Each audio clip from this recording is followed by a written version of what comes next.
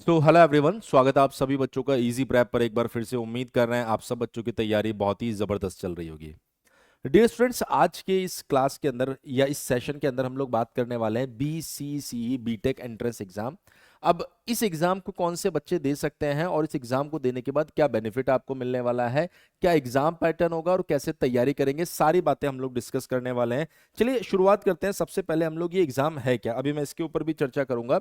देखिए, आप में से वो सभी बच्चे जो बिहार स्टेट से हैं, उन सभी बच्चों ने ट्वेल्थ के बाद में अगर उन्हें ट्वेल्थ क्लास के बाद में अगर उन्हें बीटेक करना है और अपने स्टेट गवर्नमेंट कॉलेज से अगर उन्हें बीटेक करना है, तो इसके लिए उन्हें जो एग्जाम देना होगा वो एग्जाम है आपका BCECE। पहला पॉइंट, BCECE कौन देने वाला है? जिन बच्चों ने ट्वेल्थ किया है और उन्हें बीटेक करना है। ये जो बीटेक है, ये ध्यान रखिएगा, लेटरल एंट्री नहीं, ये फर्स्ट ईयर से जो बीटेक होता है, 4 साल का जो बीटेक होता है, उसके लिए आपको इस एग्जाम को देना पड़ता है।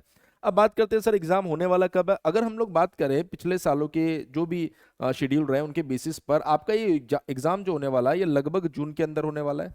और लगभग जून के अंदर अगर ये एग्जाम होगा तो आज से अगर हम लोग जून तक की बात करें तो आपके पास में लगभग लगभग आप बोल सकते हैं कि सर 2/3 ऑफ मार्च बचा हुआ है, अप्रैल बचा है, मई बचा है और जून का भी कुछ दिन आपके पास में बचे हुए हैं। तो ओवरऑल आपके पास में लगभग 90 दिन यहाँ पर बचे हैं। इस 90 दिन के अंदर अंदर आपको क्या करना है, इस एग्जामिनेशन के लिए प्रिपरेशन करनी है। इन 90 डेज में सबसे पहले हमें कवर क्या क्या करना है, इसके लिए जानना होगा कि इसका जो एग्जाम पैटर्न है वो क्या है। देखिए, मैं यहाँ पर जो ब्रोशर है उसका छोटा सा कटिंग लेकर आया हूं जिससे कि आपको ये चीजें मैं बता सकूं। आपके पास में टोटल BCC के अंदर 5 सब्जेक्ट होते हैं, आपको पांचों अटेम्प्ट करने नहीं है, ध्यान रखिएगा।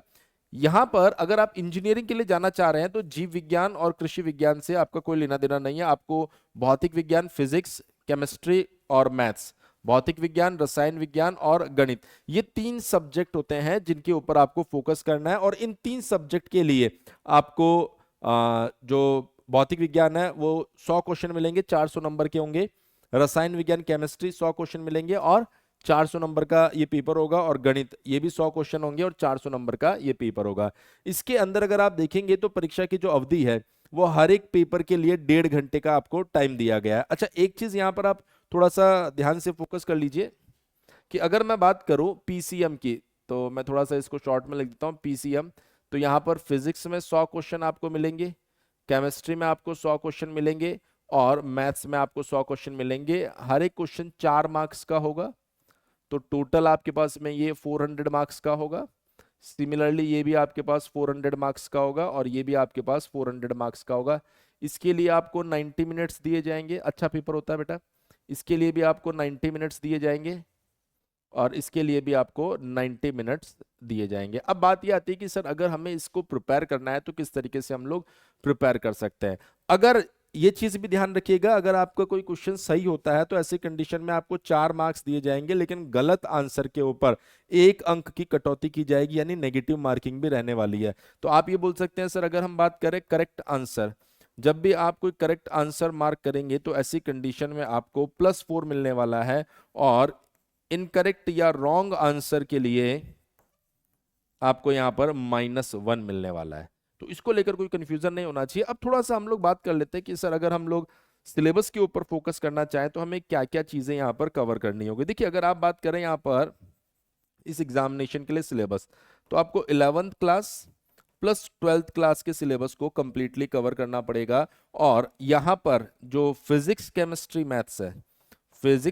मैथ्स है उसको आपको कवर करना होगा। सर क्वेश्चन मैक्सिमम जो होते हैं आपके पास में न्यूमेरिकल टाइप के आपको देखने को मिलते हैं।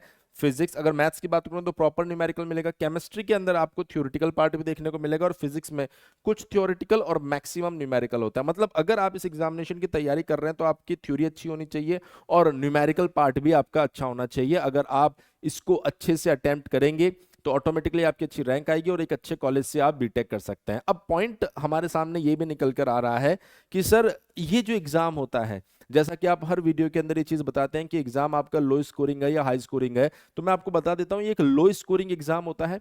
तो जब भी आप क्वेश्चन अटेम्प्ट करें तो कम से कम क्वेश्चन अटेम्प्ट कीजिए और क्वेश्चन चूज करके सेलेक्ट करके जहां आपको कॉन्फिडेंस हो। इस तरह के अगर आप कुछ भी क्वेश्चन कराएंगे ना, कुछ 25% 30% क्वेश्चन भी अगर आप कराते हैं तो आपकी बहुत बेहतरीन रैंक आ सकती है।